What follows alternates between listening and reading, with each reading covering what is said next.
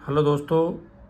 तो दोस्तों फंडामेंटल के जो आगे के क्वेश्चन अभी रह गए थे वो हम यहाँ पर क्लियर करेंगे। तो यहाँ सबसे पहला जो क्वेश्चन है, आंशिक रूप से पचे हुए भोजन का आमाशय से मुंह में आना, ये कहलाता है रिगर्जिटेशन। बात करते हैं नेक्स्ट क्वेश्चन की। थर्मामीटर के दो भाग होते हैं, पहला घुंडी या बल्ब जिसमें पारा भरा रहता है, तथा दूसरा स्टीम जिसमें पारा ऊपर चढ़ सकता है। आगे बात करते हैं एपिकल पल्स को सुनने के लिए किसकी ज़रूरत पड़ती है, तो स्टेथोस्कोप की यहाँ पर ज़रूरत पड़ती है। नेक्स्ट, ब्रीथिंग का पूरी तरह बंद हो जाना एपनिया कहलाता है। श्वसन दर का बढ़ जाना यानी रेस्पिरेशन का बढ़ जाना 20 से ज़्यादा, वो टैकीपीनिया कहलाता है। जबकि श्वसन दर का 10 से कम हो जाना ब्रेडीपीनिया कहलाता है। आगे देखते हैं, सामान्य रेस्पिरेशन दर 16 से 20 प्रति मिनट होती है। बच्चों में रक्तदाब वयस्कों की तुलना में कम होता है। और रेस्पिरेशन दर तथा हृदय धड़कन की दर बच्चों में और एडल्ट्स की तुलना में अधिक होती है। फ्लोरेंस नाइटिंगेल की मृत्यु 13 अगस्त 1910 को हुई थी। फ्लोरेंस नाइटिंगेल का जन्म 12 मई को हुआ था। इस दिन के अंतर्राष्ट्रीय नर्सिंग दिवस के रूप में मनाया जाता है। हृदय की धड़कन का सबसे एक्यूरेट असेसमेंट है एपिकल पल्स। एपिकल पल्स ज्ञात करने के लिए स्टेथोस्कोप को डायफ्राम के हार्ट के अपेक्स के ऊपर रखा जाता है। एक संक्रमित व्यक्ति को असंक्रमित व्यक्ति से अलग रखना आइसोलेशन कहलाता है।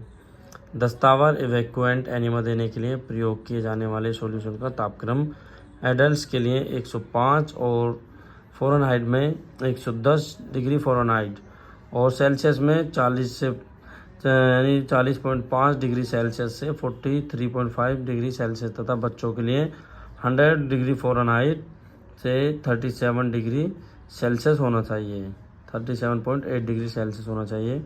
और आगे बात करते हैं रिटेन एनिमा शरीर के तापक्रम पर देना चाहिए। ब्लड की उपस्थिति के कारण काले अथवा अत्यधिक गहरे रंग का मल मिलेना यानी मेलाना कहलाता है। ओरल थर्मामीटर का बल्ब या घुंडी लंबी और पतली होती है, जबकि रेक्टल थर्मामीटर का बल्ब या घुंडी छोटी और मोटी होती है। फेस्टिजियम किसी बीमारी की व्यवस्था है जिसमें इसके लक्षण उच्चतम स्थिति में होते हैं। बात करते हैं आगे, एंटीसेप्टिक वो एजेंट होता है जो सूक्ष्म जीवाणुओं की वृद्धि को रोकता है। यह आवश्यक रूप से उन्हें मारता नहीं है। आगे बात करते हैं, बैक्टीरियोस्टेसिस वह एजेंट होता है जो जीवाणुओं की वृद्धि को रोकता है, जबकि बैक्टीरियोसाइड एजेंट में जीवाणुओं को मारने की क्षमता पाई जाती है। हॉस्पिटल में प्राप्त होने वाले इन्फेक्शन को नोज़ोकोमियल इन्फेक्शन भी कहते हैं। शरीर का सामान्य तापक्रम 98.6 डिग्री फ़ारेनहाइट या 37 डिग्री सेल्सियस होता है। एक वयस्क में सामान्य हृदय धड़कन 72 प्रति मिनट होती है। एक एडल्ट में सामान्य रेस्पिरेशन 16 प्रति मिनट होती है। ड्रॉपलेट इन्फेक्शन को रोकने के लिए एक स्टेराइल क्षेत्र में कभी भी चीखना, खांसना और तेज बोलना नहीं चाहिए। सर्जिकल एसेप्सिस में हाथों को अच्छी तरह से लगभग 5 मिनट के लिए धोना चाहिए। 1 ग्राम कार्बोहाइड्रेट से 4 किलो कैलोरी ऊर्जा प्राप्त होती है। डिसइंफेक्शन 2 प्रकार का होता है, कंकरेंट इन्फेक्शन और टर्मिनल इन्फेक्शन, यानी कंकरेंट डिसइंफेक्शन और टर्मिनल डिसइंफेक्शन।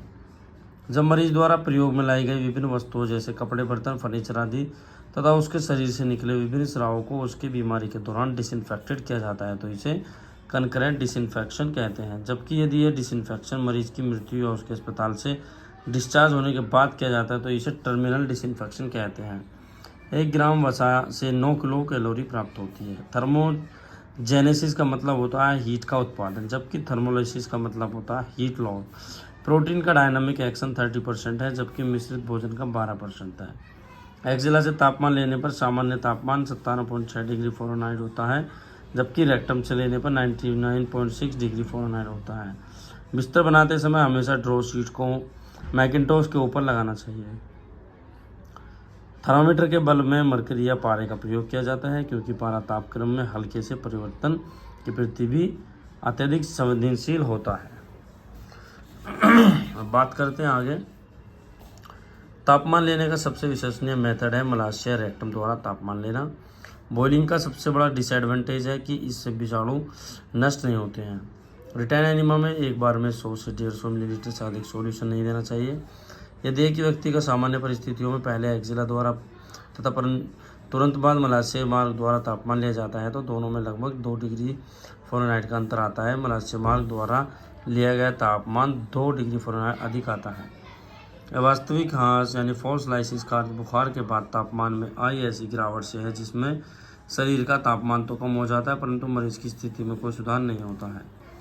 दो ऐसे व्यक्ति जो अलग अलग रोगाणुओं के इन्फेक्शन से पीड़ित हैं में संक्रमण आपस में एक दूसरे से फैलना क्रॉस इन्फेक्शन कहलाता है। एक स्वस्थ वयस्क में सामान्यतः रक्तचाप 120/80 होता है और इसको जो मापते हैं mmHg में मापते हैं। यहाँ 120 mmHg सिस्टोलिक बीपी है जबकि 80 mmHg डायस्टोलिक बीपी है। सर्जरी से पहले स्किन केयर के समय बालों की सफाई करते वक्त रेजर को 45 डिग्री कोण पर रखना चाहिए। एक्यूट अपेंडिसाइटिस के दौरान की जाने वाली सर्जरी आपातकालीन सर्जरी की श्रेणी में आती है। बेड साइड कोमोड मरीज के मूल मध्य त्याग में आराम प्रदान करता है। बेडिंग करते समय ड्रॉ सीट को मैकिन्टोश के ऊपर इसलिए से बिछाया जाता है ताकि शरीर की त्वचा मैकिन्टोश की रबर के सीधे संपर्क में नहीं आए। ऐसे मरीज जिनकी मलाशय सर्जरी हुई है तथा उन्हें डायरिया है उनमें रेक्टल मेथड द्वारा तापमान नहीं लेना चाहिए।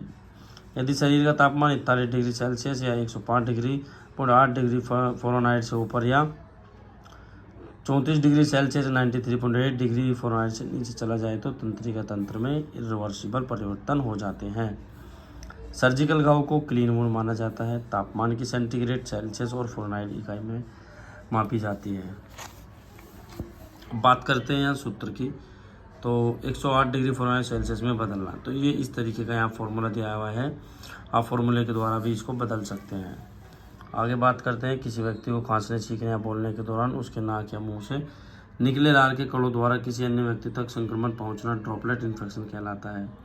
ऑटोक्लेव में भाप का प्रयोग इसलिए किया जाता है क्योंकि जब भाप को किसी बंद पात्र में रखते हैं तो इसके दबने में कारण अंदर का तापमान बहुत बढ़ जाता है जो कि सूक्ष्म जीवाणुओं को नष्ट करने में सहायक होता है। संक्रमित सुई, स्काल्पेल आदि को हमेशा नीली डिब्बी में डालना चाहिए। शरीर के अंग, खून से सनी पट्टियाँ, गैस भी को हमेशा पीले डिब्बे में डालना चाहिए। असंक्रमित कचरा जैसे कागज़, फलों के छिलके आदि को काले डिब्बे में डालना चाहिए। संक्रमित रबड़ को आर्टिकल जैसे कैथेटर, आईवी सेट आदि को लाल डिब्बे में डालना चाहिए। 68 से 72 डिग्री फ़ारेनहाइट या 20 से 22 डिग्री सेल्सियस कमरे का तापमान सुरक्षित और सुविधाजनक माना जाता है। HS का मतलब होता है रात को सोते समय क्लीन वुंड में पैथोजेनिक सूक्ष्मजीव नहीं पाए जाते हैं जबकि इन्फेक्टेड वुंड में रोगाणु पाए जाते हैं। भुजा या पैर में पट्टी बांधते समय शुरुआत दुरुस्त पेरिफेरल सिरे से करनी चाहिए तथा धड़ की तरफ बढ़ना चाहिए।